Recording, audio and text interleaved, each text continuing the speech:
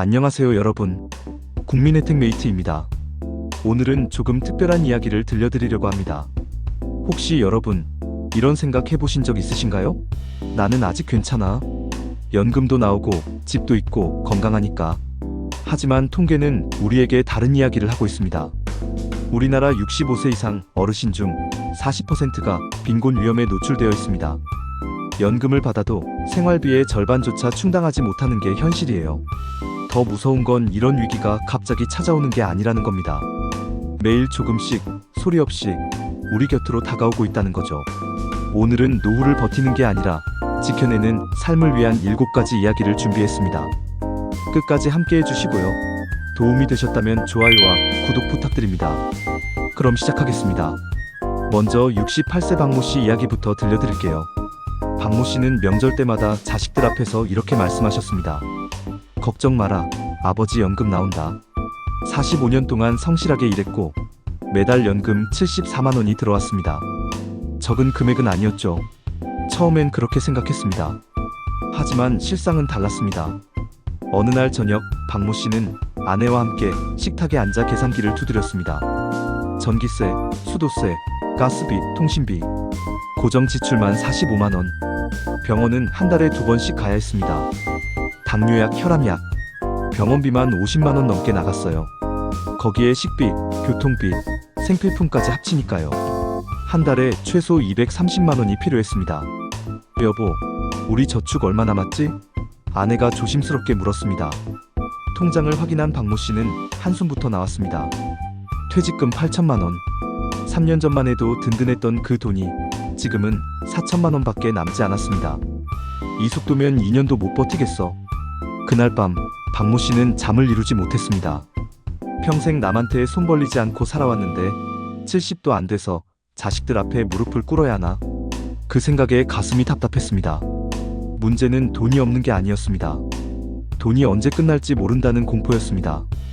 옆집 이모씨는 더 심각했습니다. 혼자 사시는 분인데 국민연금 52만 원으로 생활하고 계셨어요. 그런데 지난달 보일러가 고장났습니다. 수리비 180만 원.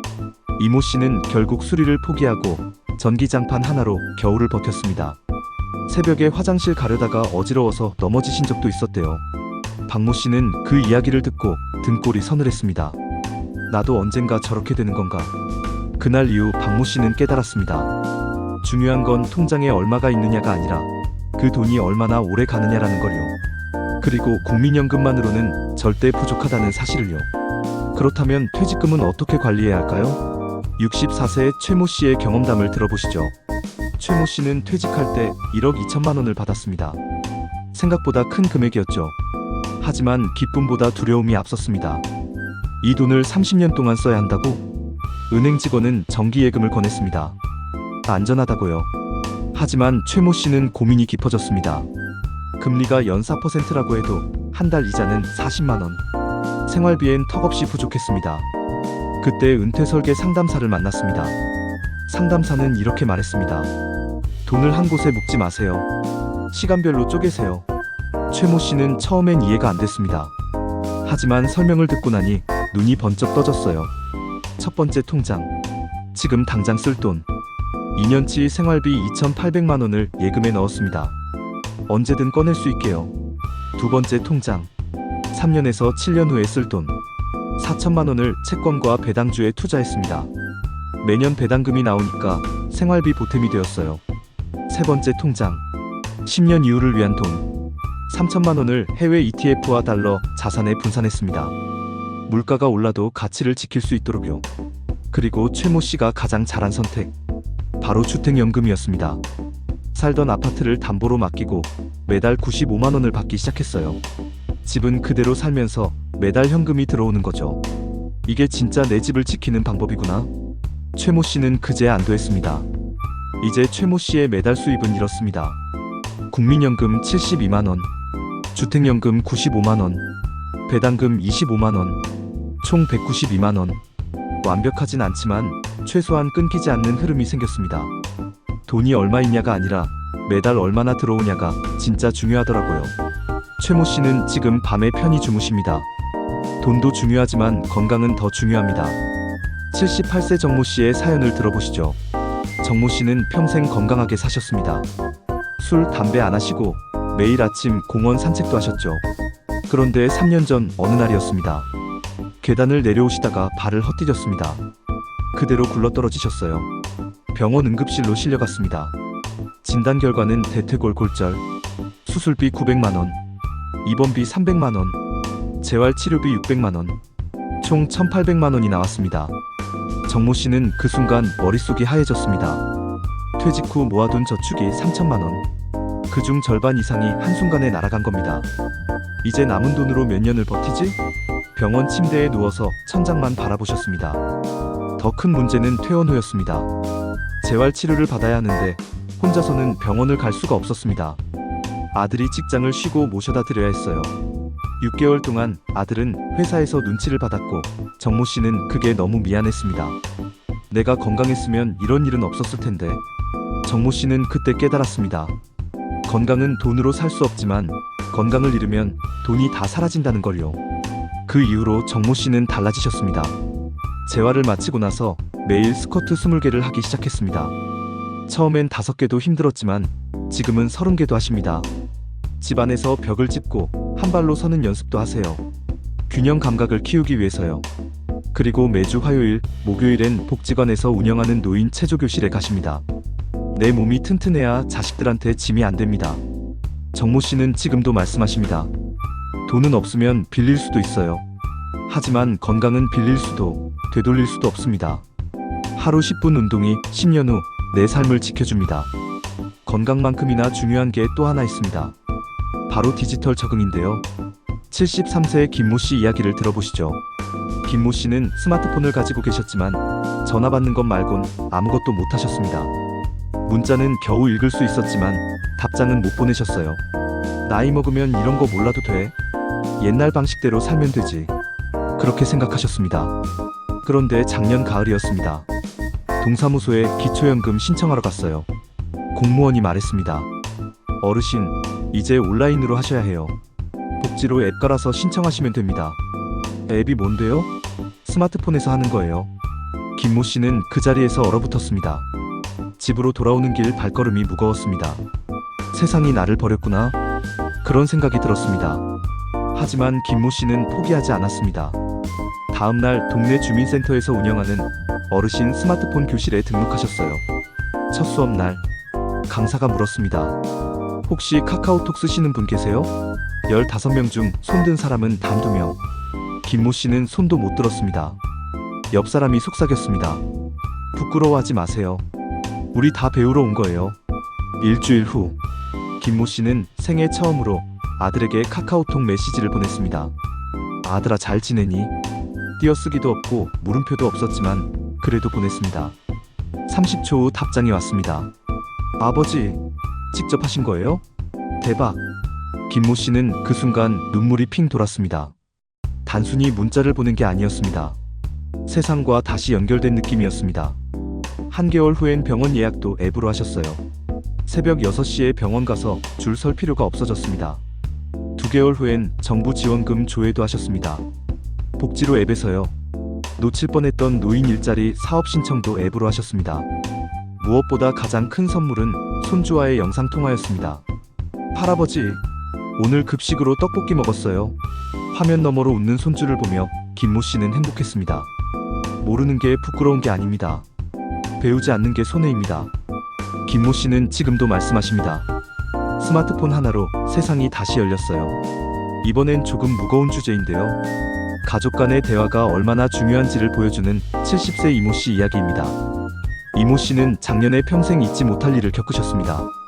친형이 갑자기 쓰러지신 겁니다. 뇌경색이었어요. 형제 5명이 병원에 모였습니다. 의사가 말했습니다. 보호자분들 결정하셔야 합니다.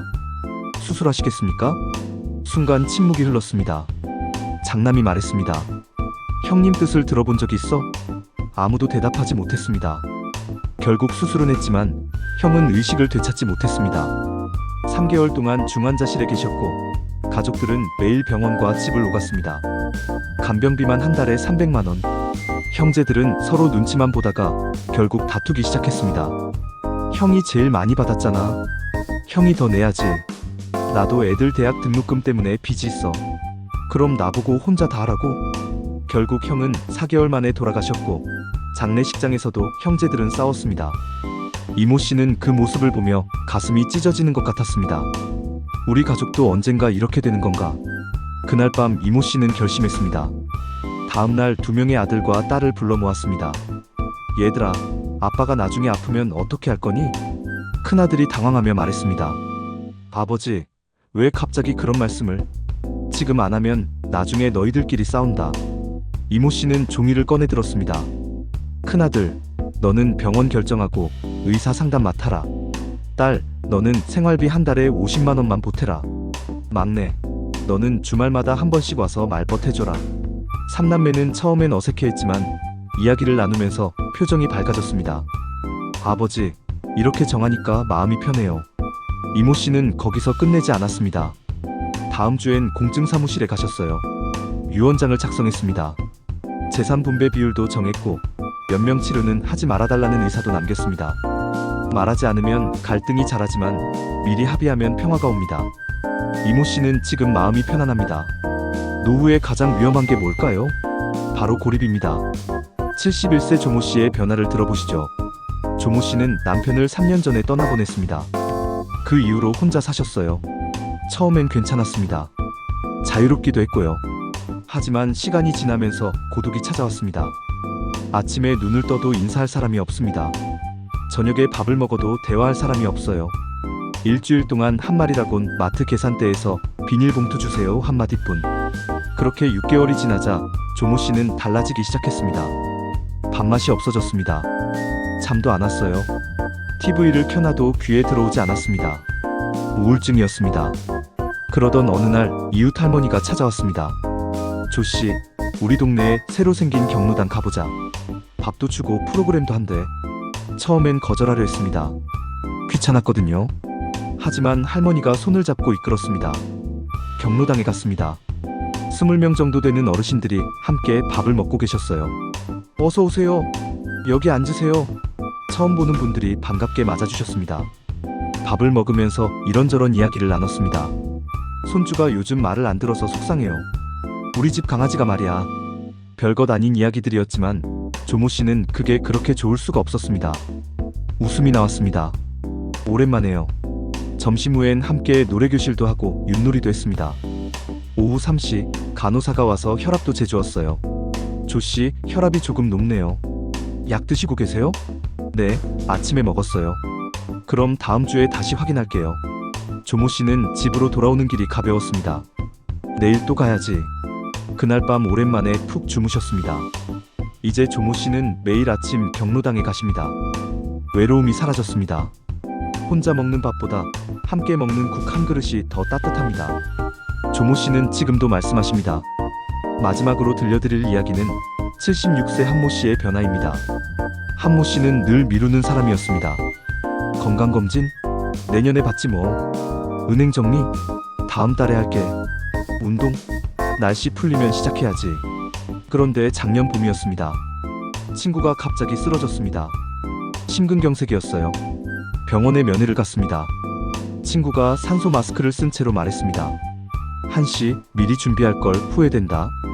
그 말이 한모 씨 가슴에 박혔습니다. 그날 밤 한모 씨는 노트를 꺼냈습니다. 제목을 적었습니다. 오늘부터 할 일. 1번 건강. 매일 아침 공원 30분 걷기. 2번 돈. 통장 정리하고 지출 줄이기. 3번 사람. 일주일에 한 번 친구 만나기. 4번 기술. 스마트폰 배우기. 5번 가족. 자녀들과 솔직하게 대화하기. 다음 날부터 한모 씨는 실천하기 시작했습니다. 첫날 비가 왔습니다. 그래도 우산 쓰고 걸었습니다. 둘째 날 무릎이 아팠습니다. 그래도 15분만 걸었습니다. 셋째 날 귀찮았습니다. 그래도 신발끈을 묶었습니다. 1개월이 지나자 몸이 가벼워졌습니다. 2개월이 지나자 통장이 정리됐습니다. 3개월이 지나자 친구들이 늘었습니다. 한모 씨는 작은 수첩에 매일 체크 표시를 했습니다. 오늘 한 줄이 내일의 나를 구합니다. 주변 친구들이 물었습니다. 한씨, 요즘 표정이 밝아졌네. 무슨 일 있어? 한모 씨는 웃으며 답했습니다. 언젠가를 기다리지 않고 오늘을 살기 시작했어요. 한모 씨는 지금도 말씀하십니다. 늙는 건 막을 수 없어요. 하지만 어떻게 늙을지는 우리가 선택할 수 있습니다. 오늘이 가장 빠른 날입니다. 자, 여기까지 7분의 이야기를 들어봤는데요. 이제 실질적인 정보를 알려드릴게요. 먼저 정부 지원부터 확인하시죠. 기초연금, 만 65세 이상, 소득 하위 70%, 월 최대 33만 4천 원 받으실 수 있습니다. 본인 부담 상한제, 연간 의료비가 일정 금액을 넘으면 초과분을 돌려받으실 수 있어요. 소득에 따라 130만 원에서 600만 원까지 상한이 있습니다. 재난적 의료비 지원, 가구 소득 대비 의료비가 15% 넘으면 50%에서 80% 지원받습니다. 노인 틀닉, 임플란트, 65세 이상, 평생 2개, 본인 부담금은 개당 약 45만 원입니다. 복지로 앱에서 신청하실 수 있습니다. 그럼 지금부터 뭘 하면 될까요? 일주일 계획을 알려드릴게요. 월요일엔 현실 파악하세요. 모든 통장 잔액 확인하고 3개월치 지출 내역 정리하세요. 화요일엔 통장 정리하세요. 생활비 통장, 의료비 통장, 비상금 통장 따로 만드세요. 수요일엔 지출 줄이세요. 안 쓰는 구독 서비스 해지하고 중복 보험 정리하세요. 목요일엔 정부 지원 신청하세요. 기초연금, 의료비 지원 확인하고 건강검진 예약하세요. 금요일엔 수입 만들기, 노인 일자리 상담받고 할 수 있는 부업 알아보세요. 토요일엔 건강 챙기세요. 운동 계획 세우고 식단 개선하고 약 정리하세요. 일요일엔 가족과 대화하세요. 돌봄 계획 이야기하고 유언장 작성하고 비상 연락망 만드세요. 참고로 나이별로 얼마 정도 현금이 필요한지도 알려드릴게요. 65세에서 69세, 최소 5,500만 원, 생활비 2년치 더하기 의료비 예비금, 70세에서 74세, 최소 7,500만 원, 생활비, 의료비, 돌봄 비용 포함, 75세 이상, 최소 1억 원, 생활비, 의료비, 간병비, 비상금 모두 포함. 여러분, 오늘 들으신 이야기들 남의 일이 아닙니다. 우리 모두의 미래입니다. 기억하세요. 집이 아니라 현금 흐름이 진짜 재산입니다. 건강이 최고의 자산입니다. 혼자가 아니라 함께입니다. 언젠가가 아니라 오늘입니다. 지금 통장 잔액이 불안하시다면 그건 늦은 게 아닙니다. 시작할 때라는 신호입니다. 오늘 당장 통장부터 확인하세요. 그리고 이 영상이 도움이 되셨다면 좋아요, 구독, 공유 부탁드립니다. 엄마, 아빠, 이 영상 꼭 보세요. 이 한마디가 부모님의 노후를 바꿀 수 있습니다. 여러분의 든든한 노후를 응원합니다. 지금까지 국민혜택 메이트였습니다. 감사합니다.